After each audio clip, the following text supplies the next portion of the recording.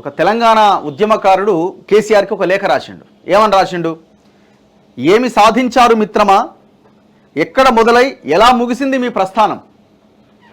చింతమడక సిద్దిపేటను దాటి సింగపూర్లు స్విస్ బ్యాంకులంటూ పరిగెత్తిన మీ ప్రయాణం మళ్ళీ మూలానికే కదా వచ్చింది.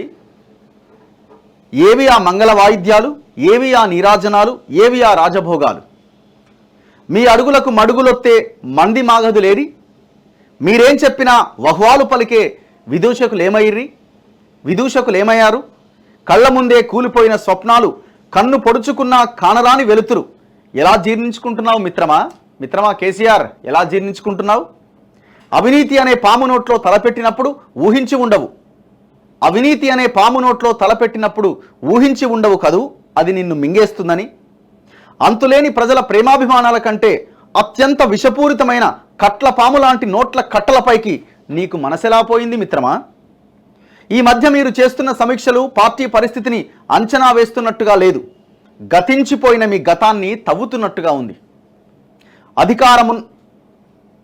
అధికారాంతమున చూడవలే అయ్యగారి లీలలు అన్నట్టుగా నీ మొహంలో ఆ మునుపటి కాంతులేవి మిత్రమా కేసీఆర్, చెప్పు సమాధానం. ఈ మధ్య మీరు చేస్తున్న సమీక్షలు పార్టీ పరిస్థితిని అంచనా వేస్తున్నట్టుగా లేదు.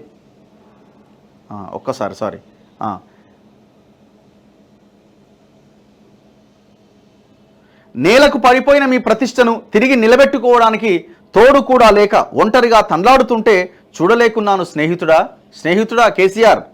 పాపం ఎంత పరిస్థితి వచ్చే, అధికారం పోయి 100 రోజులు కాకముందే ఇన్నాళ్ళు మీ చుట్టూ చేరిన భజన బృందం, మీతో లాభపడ్డ హితులు సన్నిహితులు, మీరు అనుకున్న వాళ్ళు ఒక్కొక్కరు జారుకుంటున్నారని తెలిసినప్పుడు నాకే ఎంతో వేదన కలిగింది. వాళ్ళే తోపులు అనుకున్నావు కదా, వాళ్ళు తప్ప ఇంకెవరు లేరు అనుకున్నావు కదా, మొత్తం ఉద్యమకారులందరినీ పక్కన పెట్టినావు కదా. ఇక నువ్వెంత మనోవేదన అనుభవించి ఉంటావు మిత్రమా? ఇప్పుడేరి ఆ హితులు స్నేహితులు? కొందరు అప్పుడే మీరు తాత్కాలికంగా తమ పేరున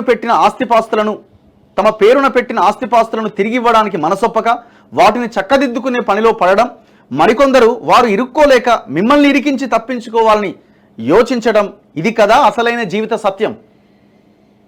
అధికారంలో ఉండి కూడబెట్టిన 1000 ఎకరాల భూముల కన్నా స్వగ్రామంలో మీ స్వార్జితం 8 ఎకరాలే ఎంతో విలువగా తోయటం లేదా? ఇప్పుడు ఉద్యమం చేస్తున్నప్పుడు ఇక్కడ నేను నా ముసల్ది మాత్రమే ఉన్నాం, నా 2 పిల్లలు అమెరికాలో సెటిల్ అయ్యారు, నాకే స్వార్థము లేదు, నాకే పదవులు వద్దు, నేను తెలంగాణకు కాపలా కుక్కలాగా ఉంటాను అని ప్రమాణం చేస్తే అమాయకులైన తెలంగాణ జనం నమ్మి నాయకుణ్ణి చేశారు.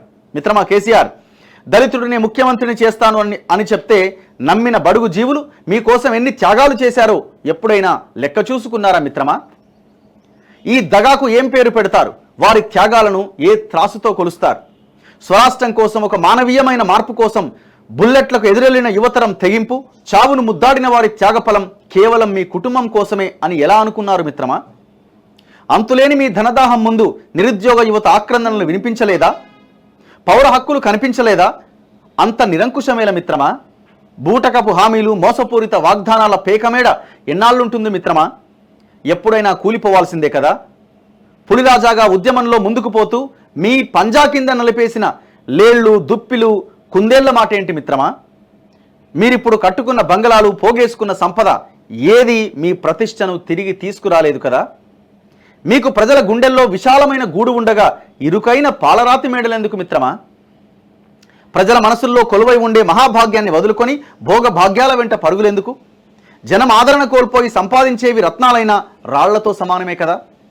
ఎత్తులు వేయడంలో, వ్యూహాలు రచించడంలో కనుచూపు మేర మీకు సరిజోడైన నాయకుడు ఉన్నాడా?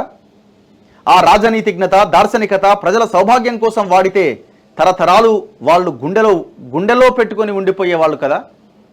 ఎందుకొచ్చిన మాయదారి సంపద ఏం చేసుకోను? మీ ముందు తరాలను సోమరులను చేయడానికి కాకపోతే?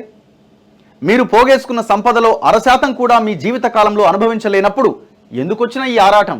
మిత్రమా కేసీఆర్, అర్థమవుతుందా? ఆ సంపద పోగేసుకునే క్రమంలో మీ ప్రతి నాయకుణ్ణి మీరే సృష్టించుకోవడం, మీ ఓటమికి మీరే ఇటుకలు పేర్చుకోవడమే కదా వైచిత్రి అంటే. సైజు పెద్దదైన అంగీల అలవాటు లేని అపోజిషన్లో మీరు అవస్థలు పడుతుంటే ఆనందపడేవారే కానీ అయ్యో అనే వాళ్ళు లేకపోవడం ఎంత దుర్భరం మిత్రమా. ఇవాళ నిన్న ఎవడన్నా అయ్యో పాపం అంటున్నారా? కవిత అరెస్ట్ అయితే అయ్యో ఆడబిడ్డను అరెస్ట్ చేశారని ఎవరైనా అనుకుంటున్నారా? ఈ సిచ్యువేషన్ ఎందుకు వచ్చింది మిత్రమా? ఉద్యమంలో మీరు చేసిన బాసలు అధికారంలో ఉన్న మీ శత్రువు ఆచరిస్తున్నాడు. గమనించారా? ప్రజాస్వామ్యంలో అధికార క్రతువును నిర్వహించడం ఎలాగో అతని నుంచైనా మీరు నేర్చుకుంటారా? ఓటమి ఎప్పుడూ చివరి మజిలీ కాదు, అదెప్పుడూ తాత్కాలికమే.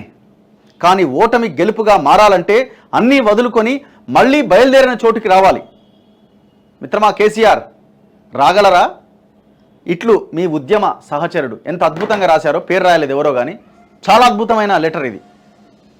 నువ్వు ముఖానికి నువ్వు చదువుకుంటే ఇప్పుడైనా బాగుపడే అవకాశం ఉంది. నీకు తెలివి ఉంది, అన్నీ ఉన్నాయి, అద్భుతమైన రాజకీయం చేయగలుగుతావు.